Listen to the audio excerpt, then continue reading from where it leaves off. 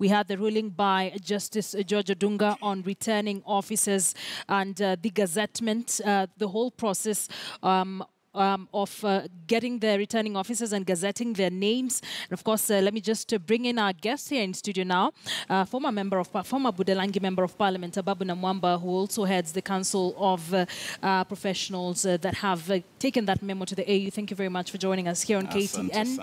And of course, we have Paula All, who is a lawyer. Gentlemen, thank you very much for being with us. I think I'll start with you, Honorable Ababu Namwamba. This memo that you've taken to the African Union, what is its intention? Because it seemingly is hitting out on members of the opposition. What's the intention?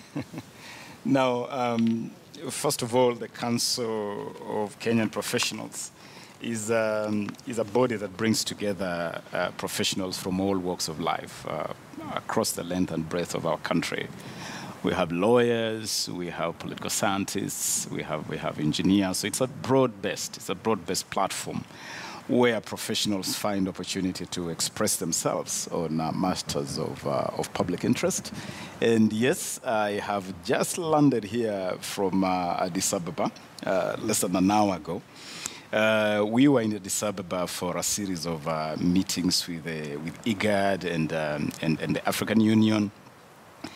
And this is predicated on our belief that there should be African solutions to African problems, and that bodies like the African Union and IGAD, both of which Kenya is a founding member, ought to be part of the developments going on in the country today.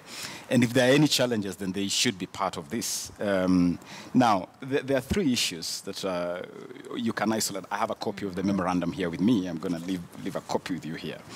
But the long and short of it is that we have appraised IGAD and the AU on the situation obtaining here. Fortunately, both IGAD and the AU had observer missions here in August, and they have observer missions here right now. The IGAD mission is here. The AU mission led by President Thabo Mbeki is also here. And they gave a very firm commitment to us that those observer missions will remain here. Mm. They'll observe the election, and they will be declaring their verdict on the integrity, credibility of this election in the shortest time possible after close of polling. Mm-hmm. We have impressed upon the two bodies, and I'm happy you played that clip by especially the interview with His Excellency Thomas Kwesi Kwati, the deputy chairperson of the AU Commission, who was very clear, and you can actually listen from his sentiments. Mm. That the issues we raised with him are valid issues. So what are these three main issues? Number one, unequivocal respect for the Constitution, for the rule of law, and for the institutions created under the Constitution. And that is important because if you have an electoral commission established by the Constitution and you're working to undermine it at every turn, you're actually undermining the Constitution. Mm-hmm. If you have the judiciary, which has clearly told you, we are annulling this election, and we are telling you that we want a fresh election in 60 days, and you are openly disobeying that order of the Supreme Court, you are actually undermining the Constitution. And therefore, we are saying, at the heart of this conversation, okay, there must be demonstrated respect for the Constitution, the rule of law, and institutions of governance. Number two, that the right to vote is a constitutional entitlement. In fact, it is inalienable. We reminded the AU, for instance, that the whole liberation struggle that gave birth to the OAU, that morphed into AU, was predicated on the right to self-determination, allowing people to be able to vote. Nelson Mandela went to prison for 27 years because he wanted South Africans to have the right to vote. Jomo Kenyatta went to prison for 9 years because he wanted Kenyans to have the right to vote. So the right to vote is such a fundamental right, mm-hmm, that you cannot compromise and threaten, mm-hmm, at the whim of an individual or a group of persons. And finally, that the AU and IGAD must now raise their level of engagement within the region and the continent, to the extent that if you are a citizen, a leader, a politician in any member country that openly advocates for violence, you use violence as a strategy to power, then you should be sanctioned. Well, and among the things we have asked the AU is that they should consider asking their members to slap bans, even travel bans, on some of these characters that are preaching violence left, right, and center. Well, I would really like to we will leave you with a copy of this. Yes. Definitely, I would like to see that. Yes. I would want Paul to comment on that. But before that, you mentioned that both bodies have been keenly observing the electoral process in the country since before August 8th. So then why do you need to take a memo to them? They have operated in this country as an observer mission. We believe that the engagement of the AU and the AU and IGAD with this matter should now move beyond observation. It's Paul, not merely about thoughts? coming here and issuing a report. This is a matter that should now receive high-level political consideration within those two bodies. Your thoughts, Paul? First of all, I want to say that you can see the partisan approach where some people decide that there are certain people that they want to approach, and the story that they are telling those people is not really what the Supreme Court said. The Supreme Court said that go back, do fresh elections in strict conformity with the Constitution. To me, if you really are keen and you are really a professional, you first of all need to read and actually say what necessitated the annulment of the presidential election. Then you list all the issues that arose out of that. As a professional, there's a difference between being a politician and being a professional. Then you look at whether this institution or body have actually addressed and have dealt with these issues such that this election will meet the standard of free, fair, and credible. Like, for example, you look at the Odunga's ruling. Odunga is actually saying, that this process is illegal. Like, for example, this election was annulled on the basis that certain illegalities and irregularities were committed. Like, for example, there are regulations that actually streamline and state clearly how do you need to appoint or deal with the issue of returning officers. What is the process leading to you gazetting who a presiding officer is, who is a returning officer is. You decide that you are not going to follow that process, but at the end, you still have those returning officers anyway, regardless of the process. Then you actually say, or you have a group of professionals saying that we are ready for this election and the right to vote cannot be interfered with. So you think the professionals are being dishonest? Of course, it's not professional. These are Jubilee sympathizers. By the mere fact that they are lawyers, they are doctors and all that, they are Jubilee sympathizers who go to AU and IGAD to deal with local issues that they are unable to address. All right, Paul, I want you to hold on to that thought. I will let you react to that. I want us to speak to our reporter, Duncan Haimba. There is absolutely nothing wrong for taking political side. Just like you are a NASA sympathizer, that does not make you a better sympathizer than a Jubilee sympathizer. Let's speak to our senior political. Let's speak to our reporter, Duncan Haimba. We're getting back to the conversation. Duncan Haimba, senior political reporter, joining us live from Siaya. Duncan, good afternoon. This is one of the strongholds for the NASA coalition, and specifically the NASA leader, Raila Odinga. How's the situation on the ground? Yes, Akisa, this is the home county to NASA leader Raila Odinga, home to Siaya Senator James Orengo.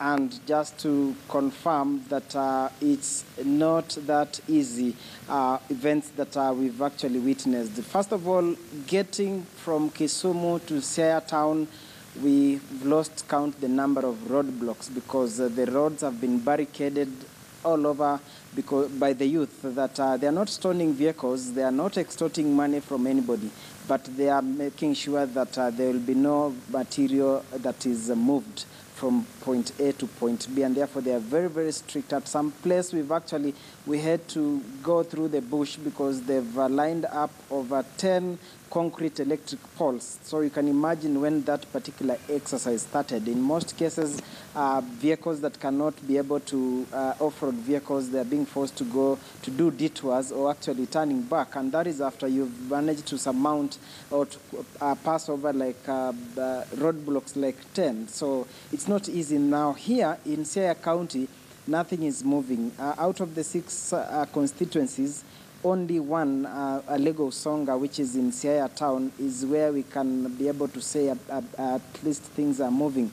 We've been able to engage some of the IBC officials, and they are saying that presiding officers and clerks, they are nowhere to be seen. Some have called in and saying that they've been told to conduct this exercise at their own peril. And then transporters that had confirmed, and IBC had actually paid them, they've said they will not be able to render that service. That is the movement of election material. So that is the dilemma. Behind me, actually, we are just in the county tallying center, and the materials, as you can see, they are here, but there's no one to come and pick them, neither do we have the vehicles that have to transport them. So that is the dilemma that IBC officials here are facing. Everything is here, 95% is actually on the ground ready for deployment, nothing moving. We understand in constituencies like Ugunja, Ugenya, actually, the returning officer had to be whisked away by police officers from the tallying center. And that is after he was told if he wants to leave tomorrow, he should leave that place. So we understand in Ugenya, that is the situation. In Bondo, a presiding officer has had to call in the returning officer for Bondo constituency and saying, he's afraid he cannot. He's been forced to, I understand he was attacked at Jaramogi Oginga Odinga University, and he was forced to kneel down and confess that he will not take part in this particular exercise. So that particular returning presiding officer has had to call the returning officer and tell him that he will not be taking part. And he says that yesterday, according to the message that has been forwarded to the county officer here, the message reads that that particular presiding officer says he got writings on his house door telling him that he risks his life and his family as well. So there is total paralysis in 5 constituencies in Siaya County. That is Ugunja, that is Ugenya, Alego Usonga, Game, Rarieda, as well as the other one where they've said that they will not be actually allowing anybody to conduct the process. Again, as I take you through total paralysis in Ugunja, Ugenya, Bondo, Rarieda, and Game, it's only Alego Usonga that at least there seem to be activity. Personnel have showed up in the morning, then they were told to take a walk. When transporters arrive, it's when they'll be able to move the actually ballot materials. But in other 5 constituencies, presiding officers and clerks are nowhere to be seen. Transporters have said they will not be transporting the material. So we can, as of now, we can actually confirm that there will be no election taking place because time is running out. Right now, they are supposed to have started dispatching all this material that you can see here, but there's no transportation. Presiding officers, clerks have gone under. So that is the match. Even we cannot be able to engage IBC officials for fear of their lives. So again, we are waiting communication to see if it's possible to allow them to talk to us because nobody wants to take that risk. Akisa, if Yes. you can hear me. Yes, I can. That is what Duncan. we can be able to confirm So- that is happening here in Siaya. So what's different, Duncan? You say that all the other constituencies, it's a total paralysis in terms of preparations for the elections, but Alego Usonga, what's different with Alego Usonga? Is it that the security there is beefed up, it's better than all the other constituencies? What are the dynamics with Alego Usonga? Alego Usonga, the only difference is at least some presiding officers and clerks showed up in the morning. They came here because this is where they're supposed to come, then pick their material for distribution. Then when they reached here, there were no vehicles. But in other constituencies, the 5, nobody has showed up. Transporters have also gone underground. Some, when they are called, I understand they are picking calls and they are saying, we cannot risk.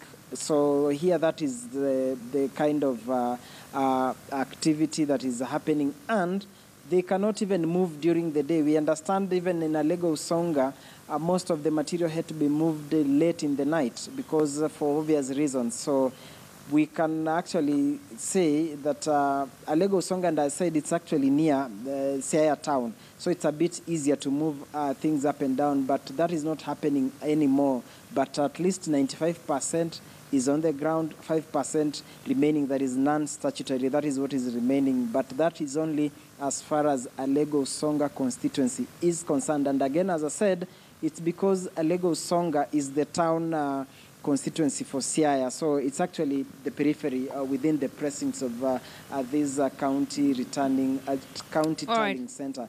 But for the other constituencies, unfortunately, nothing is moving. All right, Duncan Haimba, senior political reporter there, reporting from Siaya, saying it is a